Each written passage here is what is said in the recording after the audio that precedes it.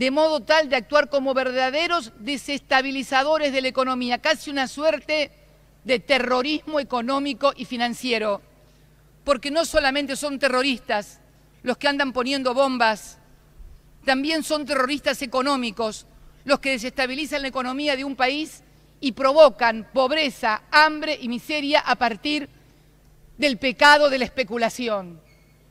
Y es algo que debemos decirlo con todas las letras.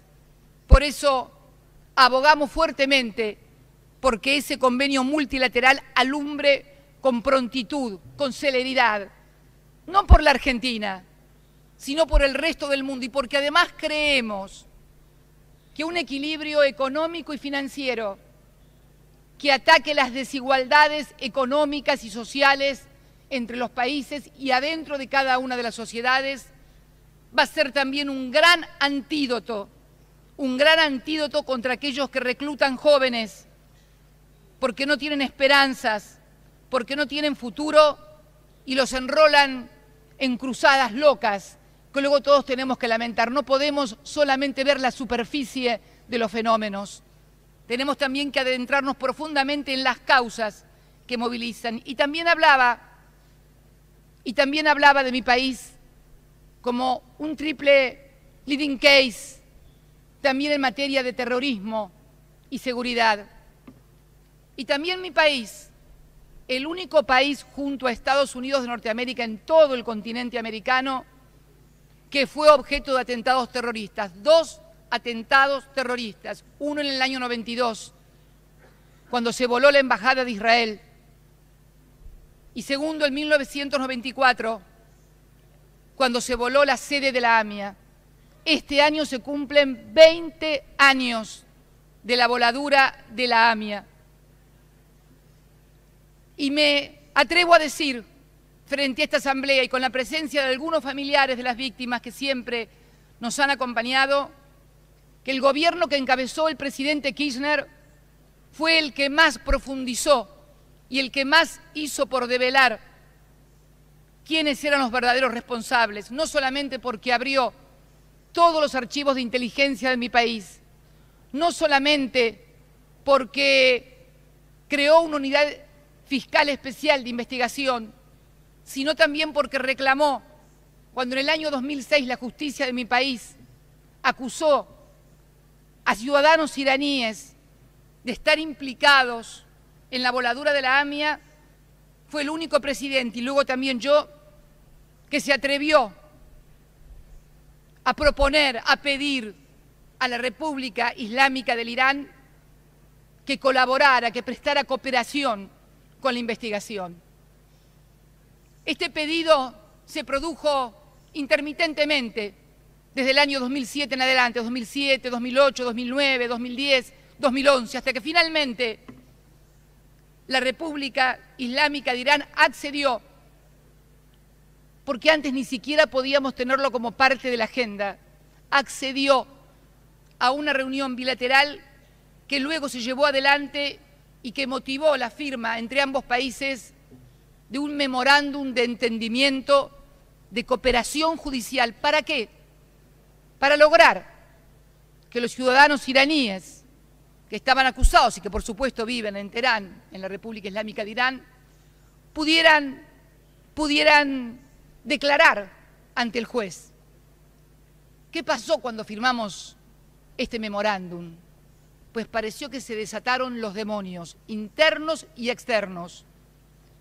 Las instituciones de origen judío que nos acompañaron todos los años se volvieron de repente en contra. Todos los años nos habían acompañado aquí a pedir la cooperación. Cuando se decide hacer la cooperación a través del instrumento, nos acusan de complicidad con el Estado de Irán. Lo mismo sucedió aquí en este país. Cuando los fondos buitres hicieron lobby ante el Congreso americano diciendo que nosotros éramos socios de la República Islámica, porque en ese momento no se le decía República Islámica como dicen ahora, se le decía a algunos el Estado terrorista de Irán. Hicieron lobby e inclusive en sus sitios de la web colocaban fotos mías junto a las del entonces presidente Ahmadinejad como si fuésemos socios. Hoy, esta semana, nos venimos a enterar que en un emblemático hotel de esta ciudad, el Waldorf Astoria, se reúnen el canciller de este país, el jefe del Departamento de Estado, con su par iraní.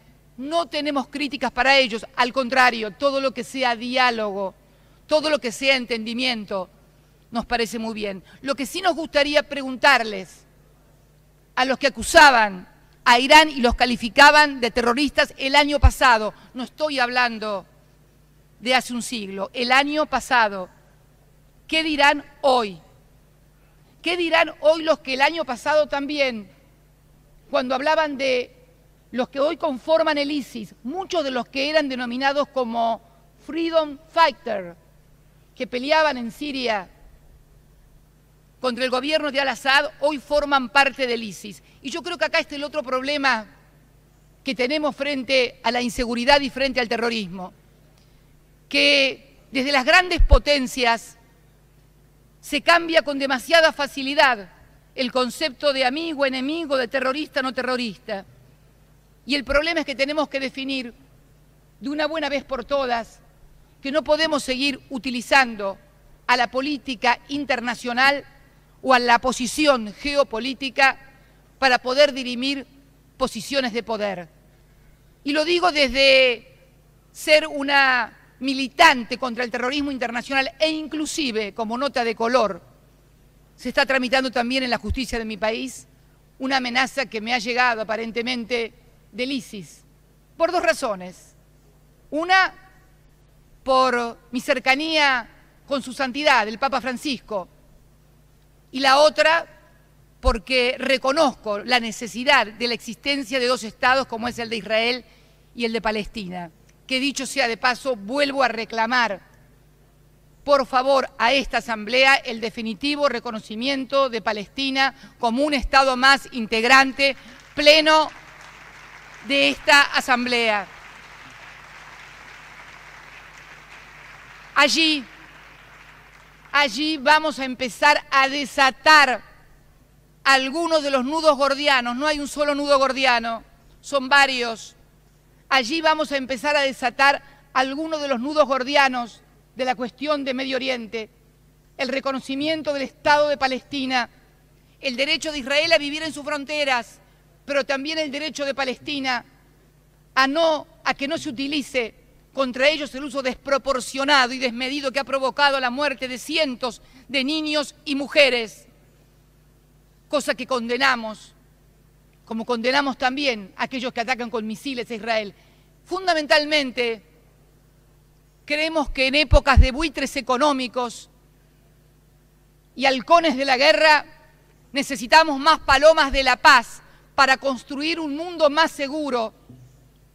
Necesitamos más respeto al derecho internacional, necesitamos más igualdad de tratamiento entre los que estamos aquí sentados, porque también escuché por parte de un mandatario hoy por la mañana hablar del uso de la fuerza para atentar contra la integridad territorial o para no respetar la integridad territorial de un país. Aquí también la República Argentina es leading case, porque también tenemos pendientes desde hace más de 100 años con el Reino Unido el reclamo de soberanía y el reclamo de esta Asamblea para que se siente el Reino Unido con Argentina a discutir la cuestión soberana de Malvinas. Allí nadie se preocupa, allí no hay ningún veto del Consejo de Seguridad, porque lo que pasa es que la Argentina no forma parte del Consejo de Seguridad ni de las naciones que deciden en el mundo. Y mientras esto suceda, mientras valga más el voto de los 5 permanentes que están sentados en el Consejo de Seguridad que el voto de la Costa de Marfil, o de Ghana, o de Kenia, o de Egipto, o de Uganda, o de la Argentina, o de Bahrein, o de Emiratos Árabes, nada se va a solucionar, solamente serán discursos que daremos acá todos los años sin que arribemos a ninguna solución.